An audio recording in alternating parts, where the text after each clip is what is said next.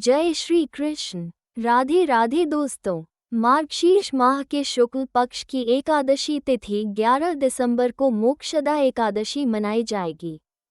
हमारे सनातन शास्त्रों में इस बात का उल्लेख किया गया है कि मार्गशीर्ष माह के शुक्ल पक्ष की एकादशी तिथि यानी मोक्षदा एकादशी के दिन भगवान श्री कृष्ण ने अर्जुन को गीता का उपदेश दिया था। इसी वजह से हर साल इसी तिथि पर गीता जयंती मनाई जाती है। गीता जयंती का पर्व भगवत गीता के जन्म को समर्पित है। मोक्षदा एकादशी के दिन श्री कृष्ण ने अर्जुन को कुरुक्षेत्र गीता का उपदेश दिया था। इस दिन जातक विष्णु जी की कृपा प्राप्त करने के लिए विधिपूर्वक मोक्षदा एकादशी का व्रत पूजा करते हैं और गीता जयंती का पर्व मनाते हैं और श्रद्धा अनुसार दान करते हैं। मान्यता है कि ऐसा करने से जीवन में सभी तरह के सुखों की प्राप्ति होती है। धार्मिक मान्यताओं के अनुसार मोक्षदा एकादशी का व्रत रखने से व्यक्ति को जन्म और मृत्यु के बंधन से मुक्ति मिलती है और साधक को मोक्ष की प्राप्ति होती है। मोक्ष दिलाने के कारण इस दिन को मोक्षदा एकादशी के नाम से जाना जाता है। मोक्षदा एकादशी व्रत कथा गोकुल नाम के नगर में वैखानस नामक राजा राज्य करता था। उसके राज्य में चारों वेदों के ज्ञाता ब्राह्मण रहते थे। वो राजा अपनी प्रजा का पुत्रवत पालन करता था। एक बार रात्रि में राजा ने एक स्वप्न देखा कि उसके पिता नरक में हैं। उसे बड़ा आश्चर्य हुआ। प्रातः वह विद्वान ब्राह्मणों के पास गया और अपना स्वप्न सुनाया। कहा, मैंने अपने पिता को नरक में कष्ट उठाते देखा है। उन्होंने मुझसे कहा कि हे पुत्र, मैं नरक में पड़ा हूँ, यहाँ से तुम मुझे मुक्त कराओ। जब से मैंने ये वचन सुने हैं तब से मैं बहुत बेचैन हूँ। चित्त में बड़ी अशांति हो रही है। मुझे इस राज्य, धन, पुत्र, स्त्री, हाथी, घोड़े आदि में कुछ भी सुख प्रतीत नहीं होता।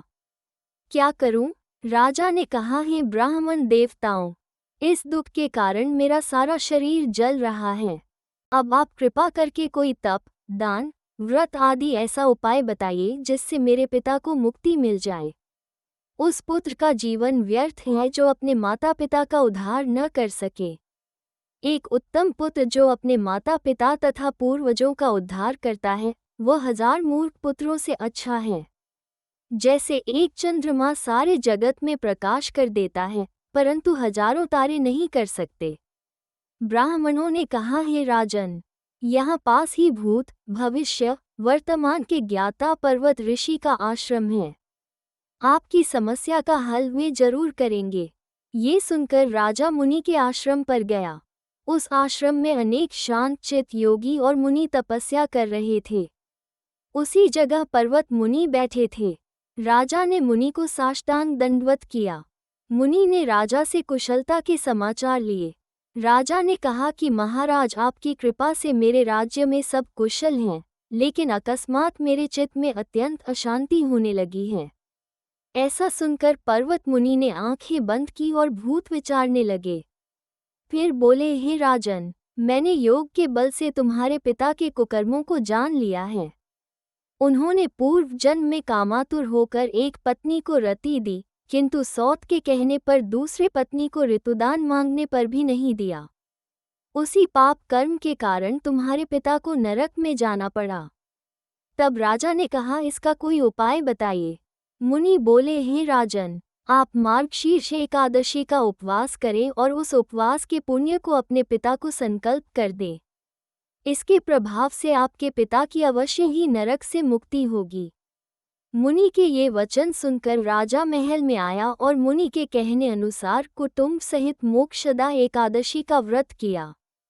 इसके उपवास का पुण्य उसने पिता को अर्पण कर दिया। इसके प्रभाव से उसके पिता को मुक्ति मिल गई और स्वर्ग में जाते हुए वे पुत्र से कहने लगे, हे पुत्र, तेरा कल्याण हो। ये कहकर स्वर्ग चले गए। मार्गशीर्ष मास की शुक्ल पक्ष की मोक्षदा एकादशी का जो व्रत करते हैं, उनके समस्त पाप नष्ट हो जाते हैं। यह व्रत चिंतामणि के समान सब कामनाएं पूर्ण करने वाला तथा मोक्ष देता है। इस व्रत से बढ़कर मोक्ष देने वाला और कोई व्रत नहीं है। इस कथा को पढ़ने या सुनने से वायपे यज्ञ का फल मिलता है।